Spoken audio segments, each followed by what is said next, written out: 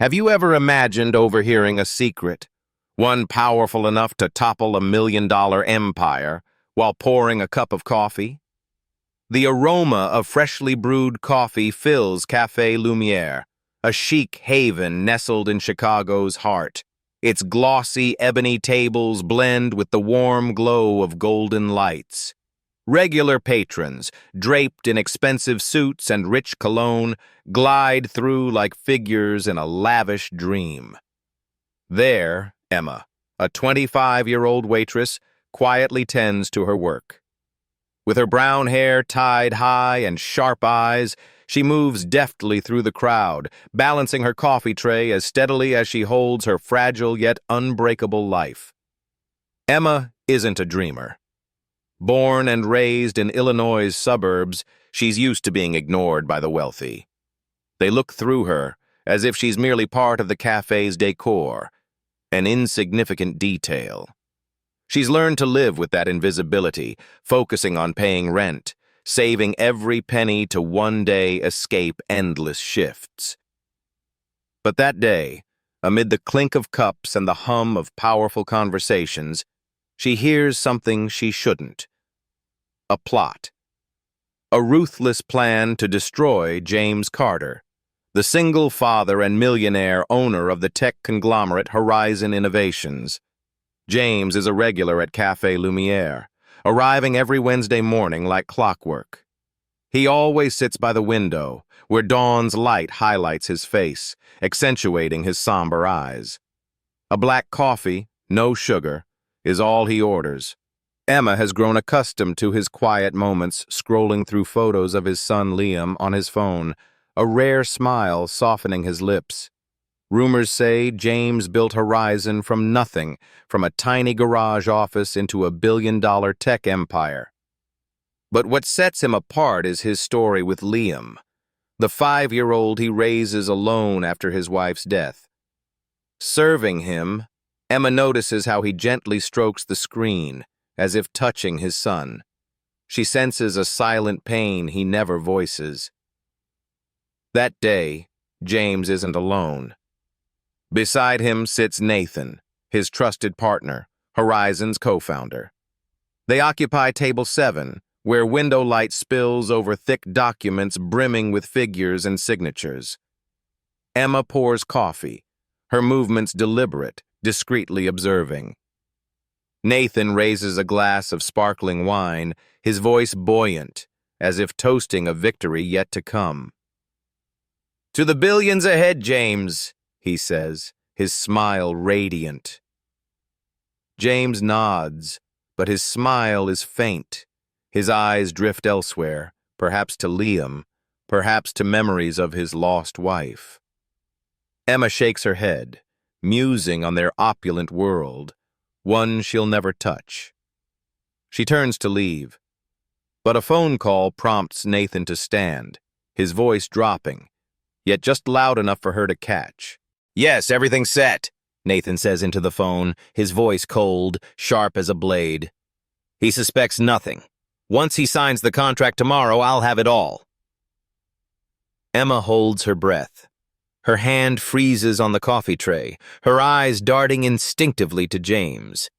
He sits quietly, flipping through documents, unaware, his face calm, as if reading a routine report. Nathan steps to a shadowed corner. His voice lowers, but remains clear in the cafe's hushed air. Day after tomorrow, he'll lose Horizon, and he won't know why. Emma's heart pounds, as if it might burst. Blood rushes to her ears, muffling the cafe's sounds, clinking cups, murmured chats, into a faint hum. She stands there. The tray trembles slightly, her mind reeling. She could walk away, pretend she heard nothing, keep pouring coffee, continue her invisible life. That's the safe choice, the one she's always made to protect herself and her sister, her only remaining family.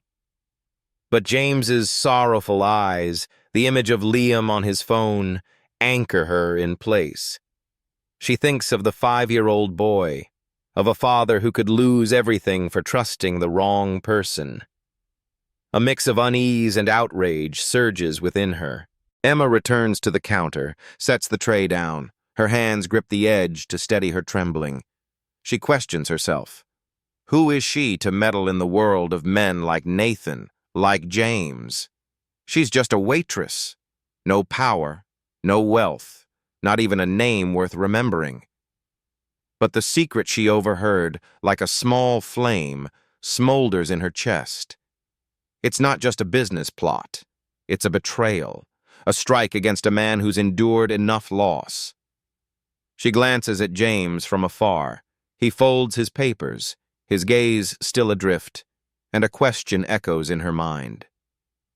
Can she stay silent, knowing it could ruin not just James but Liam's life?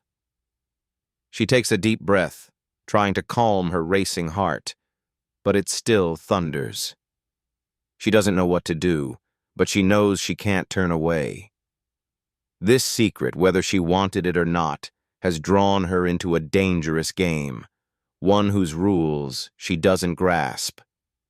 But in that moment, behind the coffee counter, Emma feels a new fire, not anger but a quiet resolve, a silent vow that she won't let James's sorrowful gaze become permanent. Dear listeners, grab a glass of water, take a moment to relax, and dive back into the story. The twists are just beginning. And please let me know in the comments where you're tuning in from and what time it is for you. It's always a joy to see who's joining us from around the world.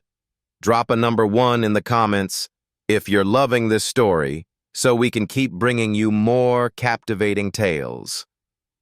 Emma stands there. The coffee tray trembles slightly in her hands, mirroring the storm of emotions surging within her.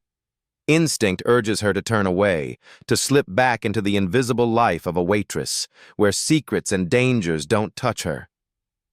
But a spark of defiance, mingled with compassion, ignites inside. She thinks of James Carter, of his sorrowful gaze fixed on his son's photo, of Liam, a boy she's never met yet feels familiar through his father's tender gestures. Nathan, the scheming betrayer, has left the table, claiming he needs to take a call outside. James remains, quietly typing on his laptop. The screen's glow casts a pensive light on his face. Emma takes a deep breath, stepping closer, each step a silent declaration against her own safety. She leans in slightly, her voice low but resolute, as if fearing the air itself might betray her words. I'm just a waitress, she begins. Her eyes lock onto James, unwavering. But you might not want to trust your friend so much. James looks up. His deep brown eyes flash with surprise, as if he never expected someone like her to breach the invisible barrier between them. He gives a faint smile, a fleeting one, as if it's a harmless jest. But Emma doesn't falter. Her gaze sharpens, refusing to let him dismiss her. I overheard, she presses on, her voice soft but firm. He's planning to trick you into signing something, and you'll lose your company. James furrows his brow. His gaze drifts to the door where Nathan just exited. You might have misunderstood, he says, his voice low, not entirely dismissive, as if weighing her words. Emma shrugs. Her tone carries a hint of irony, yet remains steadfast. Sure, maybe he suspects nothing. I'll have it all was just a good luck wish. She turns away. Her heart pounds, each beat a reminder of the risk she's taken. She's unsure if her act was righteous or reckless. She only knows she couldn't stand by as a father lost everything to betrayal. James falls silent. His eyes follow her, as if trying to solve an unexpected puzzle before him. Nathan returns, his confident smile still plastered on, as if nothing's amiss. What's up? He asks, his voice jovial, his glance flicking to Emma. She offers a polite smile, her tone light but layered with intent. "Just coffee talk," she replies. "Looks like tomorrow will be busy." James nods, but his gaze lingers on her, searching for a sign, a clue to validate her warning.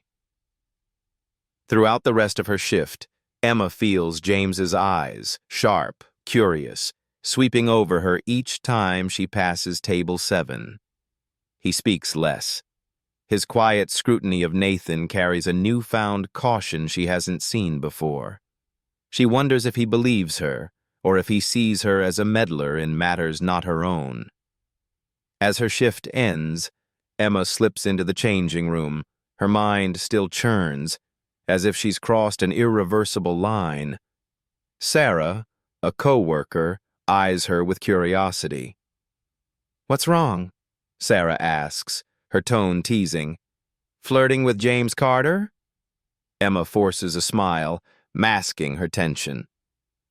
"If I wanted to get fired, I'd pick a less dumb way," she retorts, her voice light but unable to hide her unease. Sarah laughs loudly, but Emma can't join in. She pulls on her coat. The world feels heavy on her shoulders. She leaves Café Lumière through the back door. Chicago's icy night wind bites, as if underscoring the fragility of her choice. Her steps are heavy on the sidewalk. Each one echoes a question in her mind. Will James trust her? Will he act to save Horizon? Or has she thrust herself into a dangerous quagmire?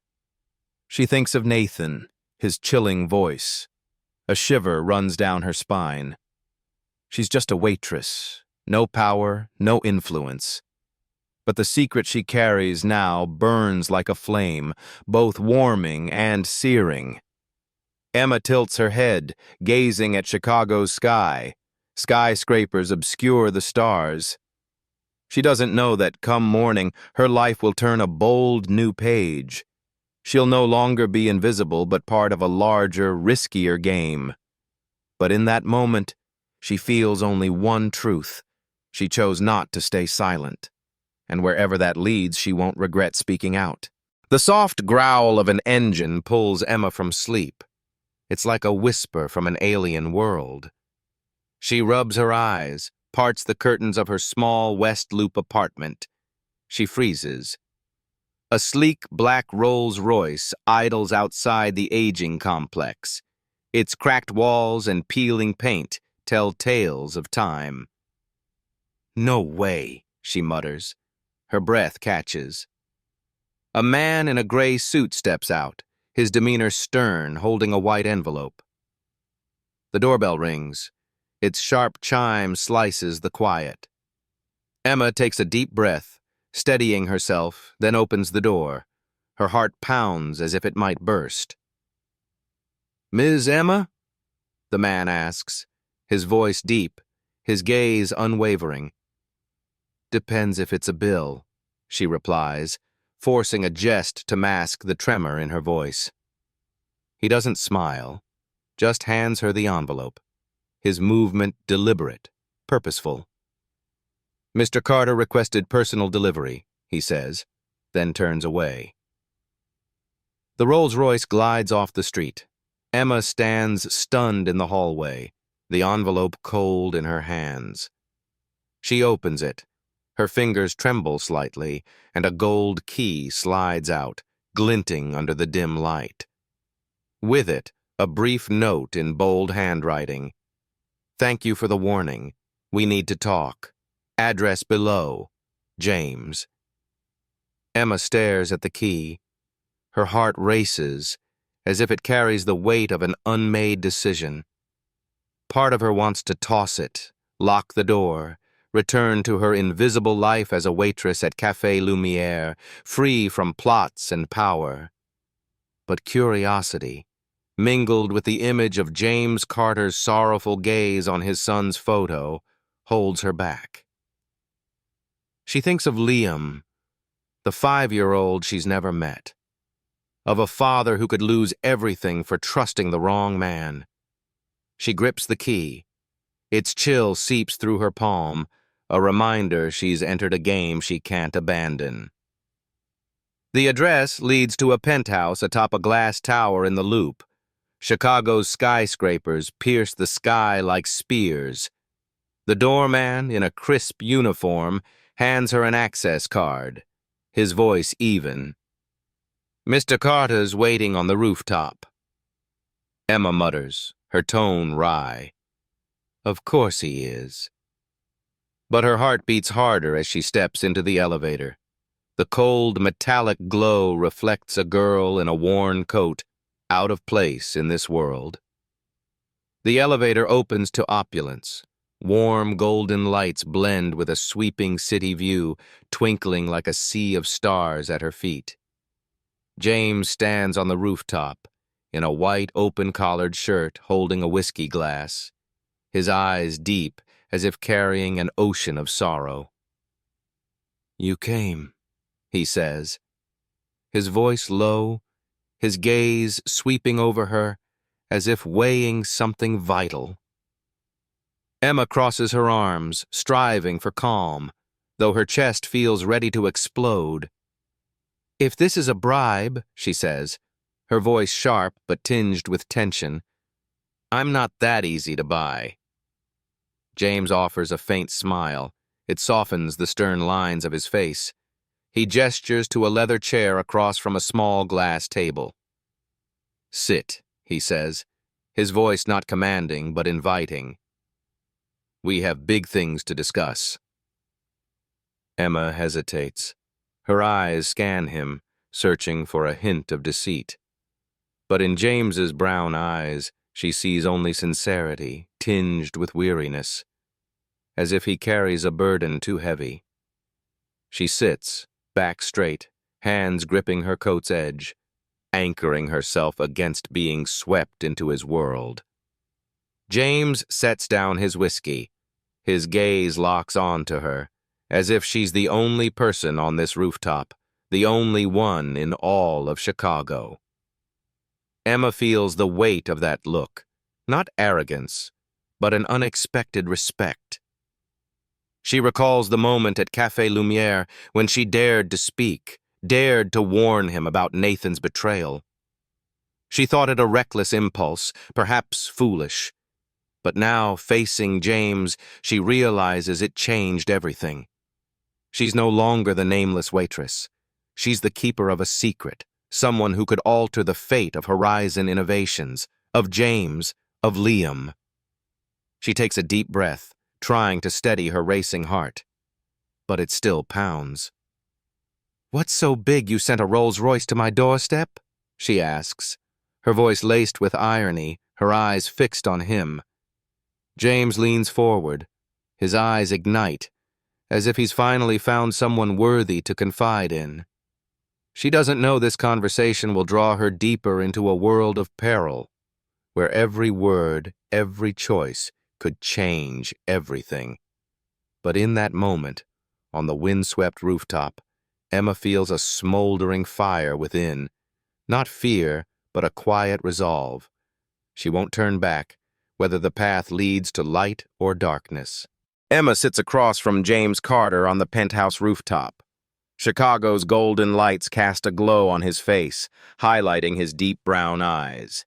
The cool June night air seeps in, but she feels a burning heat, as if the world is shrinking around the glass table between them. James speaks, his voice low and measured. He recounts investigating after her warning at Café Lumière. His lawyers dug into the contracts, uncovering expertly forged documents. Nathan, Horizon Innovations co-founder, a man James once considered a brother, had embezzled millions from the company. But that wasn't all.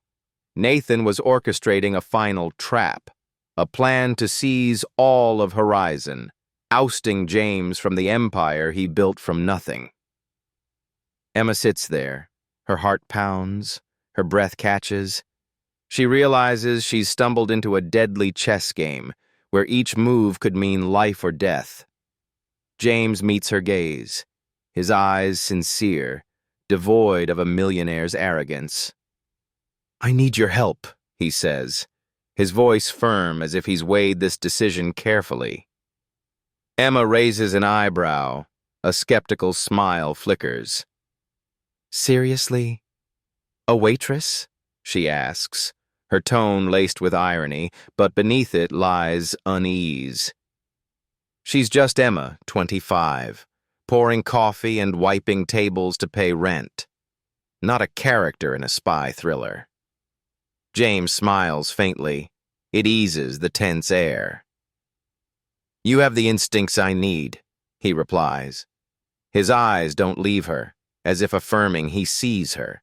Not a waitress, but someone of value. He slides the gold key across the table toward her, the motion deliberate, meaningful. This penthouse is yours, whether you help or not. Emma freezes. Her eyes lock onto the key, glinting like an unbelievable promise. You're giving a penthouse to a stranger? She asks. Her voice trembles slightly as if testing if this is a dream. James shakes his head, his eyes gentle but resolute. Not a stranger, he says. The person who saved me. His words strike like a blade, not to wound, but to awaken. Emma stares at him. Her mind reels. Her life, grueling shifts, a cramped West Loop apartment, nights fretting over rent, suddenly faces an unimaginable opportunity. A penthouse, a chance to step out of invisible shadows. But at what cost? She clenches her hands beneath the table, struggling not to be dazzled by the offer's brilliance. If I help, she asks, her voice low but sharp, what do I do? James leans forward. The whiskey glass in his hand reflects city lights. His voice drops, as if sharing a secret meant only for them. Help me take down Nathan, he says. Together. His words are an invitation, not just to a plan, but to a world of risk, where she's no longer a shadow. Emma looks at him. His eyes hold not just resolve, but something deeper, a trust she's never received from anyone. Emma pauses, then a sudden smile breaks across her lips, a mischievous glint sparking in her eyes. All right, she says, her voice light but brimming with defiance. This'll be interesting. She picks up the gold key. Its icy chill seeps through her fingers, a reminder she's crossed a point of no return. James watches her. His eyes brighten, as if he's found an unexpected ally. But in that moment, neither realizes they're more than allies. An invisible thread, both romantic and enigmatic, has begun to draw them closer, like two lost stars finding each other in Chicago's night sky. Emma reflects on the path that led her here. Long days at Café Lumière, dismissive glances from powerful patrons, the moment she chose to speak out, knowing it could ruin her. She thinks of Liam, the 5-year-old she's never met. His image on James's phone spurred her to act. She doesn't know exactly what taking down Nathan entails, but she knows she can't turn back. Her heart pounds, not just from fear, but from a new sensation. She's living, not merely surviving. James raises his whiskey glass. His eyes stay fixed on her. You don't know what you've just done, Emma, he says, his voice tinged with humor, but his gaze full of respect. Emma shrugs. Her smile carries a hint of pride. Probably not, she replies, but I'm ready to find out. She looks out at the city below. Its twinkling lights gleam like a promise, and a smoldering fire burns within her. She's no longer the nameless waitress. She's Emma, stepping into a dangerous game. Whatever the outcome, she'll play it to the end. The next morning, Emma stands at Horizon Innovations' reception. Her heart pounds as if it might burst. The gleaming glass tower on the magnificent mile, with its sharp lines and reflective light, feels like a tech palace. It dwarfs her, an outsider in a realm of giants. She wears a visitor's badge. Its strap grazes her neck, a reminder she doesn't belong. But James Carter's sorrowful gaze, the image of his son Liam on his phone, drew her here, into a dangerous game she never imagined playing. She enters the internal cafe. Espresso's aroma mingles with the hum of powerful conversations. Nathan, their target, orders a cappuccino here every morning. Emma knows she must start there. A man with a faint scar above his eyebrow appears, his demeanor calm, but his eyes sharp as knives. "Emma?" he asks, his voice low. She nods, struggling to stay composed. Her hands tremble slightly. "I'm Ryan, James's investigator," he says, pulling a tiny recorder from his pocket, no bigger than a lighter. "Plant this in the meeting room." Emma swallows hard. The air around her thickens. She takes the device. Its chill bites her palm, and she nods. Fear and resolve churn within. This isn't about pouring coffee or wiping tables anymore.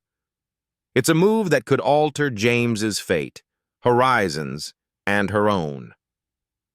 At lunch, Nathan strides into the meeting room, phone pressed to his ear. His loud, confident voice echoes in the empty space. "The contract must be signed today," he says, his tone icy. "If James suspects anything, the plan falls apart." Emma pretends to clean a table. Her movements deliberate, she deftly slips the recorder under a chair. Her heart thunders. She steps back, double-checking the device is hidden, then exits. It feels like escaping a perilous tunnel. She texts James, fingers flying across the screen. "Nathan's nervous. He wants the signing today." James's reply comes almost instantly, brief but heavy. "We're running out of time."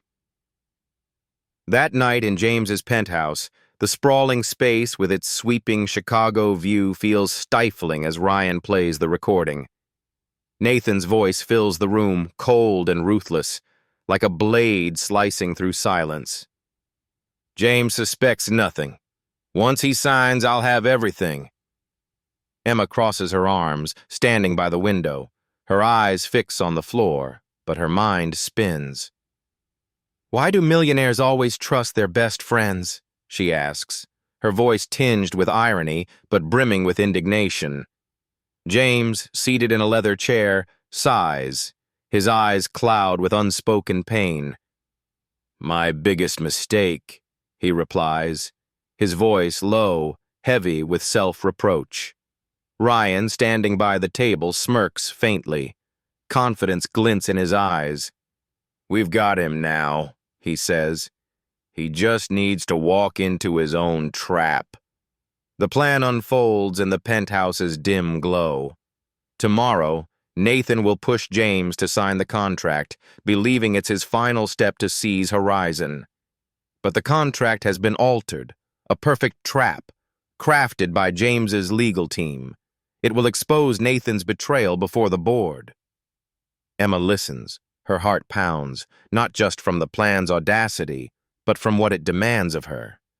She must remain the invisible waitress, lingering near Nathan without betraying a hint of suspicion.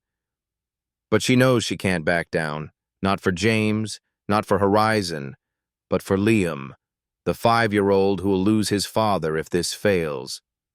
Emma looks at James. She sees the vulnerability in his eyes. It's not just the sting of betrayal from a man he called brother. It's a father's fear, dreading he might not be strong enough to shield his son. She feels an unexpected connection, an urge to ease that pain. Without thinking, she places her hand on his, squeezing gently. A small gesture, brimming with unspoken comfort. "We'll do this," she says, her voice firm, her eyes meeting his. In that moment, a spark of warmth flares, a tiny flame in the darkness. James gazes at her. His eyes brighten, not just with gratitude, but with something deeper, a trust, a bond neither is ready to name. Emma pulls her hand back. A flush of heat spreads through her fingers, as if she's touched something both familiar and perilous. She reflects on her journey, grueling shifts at Café Lumière, dismissive glances from powerful patrons, the moment she spoke out, knowing it could ruin her. She thinks of Liam, of James, of herself, once invisible, now at the heart of a game grander than her dreams. She takes a deep breath. Her gaze drifts to the city below, its twinkling lights a promise laced with risk. She doesn't know what tomorrow holds, victory or defeat, light or shadow, but she knows she's chosen to stand with James, not just to bring down Nathan, but to protect what he holds dearest. In her heart, a fire smolders, not fear, but resolve. Whatever this game brings, she'll play it to the end. The Horizon Innovations boardroom that morning is hushed, a calm before the storm. Emma sits in the corner, feigning interest in documents. Her heart pounds fiercely. Nathan arrives, his usual confident smile in place. "James, we're finally sealing this." James nods, his gaze icy. Nathan slides the contract across the table. "Sign the last page." James grips the pen, hesitates, then signs. His strokes deliberate. Nathan smiles, but Emma spots tension in his eyes. "Something wrong?" Nathan asks. "No," James replies. "I just want it done right." Nathan laughs loudly, the sound forced. "You're always cautious. But you trust me, right?" James meets his eyes. His stare cuts deep. "Oh, I trust you." Emma crosses her arms, her voice sharp. "What will the police think of your choices, Nathan?" He freezes, his face pales. The door swings open. Ryan enters with 2 officers. "Nathan Brooks, you're under arrest for financial fraud and embezzlement." Nathan's face drains, his eyes dart frantically. James holds up a contract copy. "What you signed confirms your every fraudulent deal." Nathan roars. "You set me up!" James steps closer, his voice low. "No. You trapped yourself when you betrayed me." Officers lead Nathan away. Handcuffs click like a final note. Emma turns to James. "Pretty dramatic." He smiles. "Thanks to you." She smirks. "Do I get free coffee for life now?" James hands her an envelope. Inside, a contract. Director of Security at Horizon Innovations. Emma's stunned. "From waitress to $1 million security chief? You've got talent. I need you." She grins. "Fine, but free coffee's a deal breaker." James laughs. His eyes brighten, free of their usual sorrow for the first time. 2 weeks later, Emma sits in her new office. Chicago's lights twinkle beyond the window.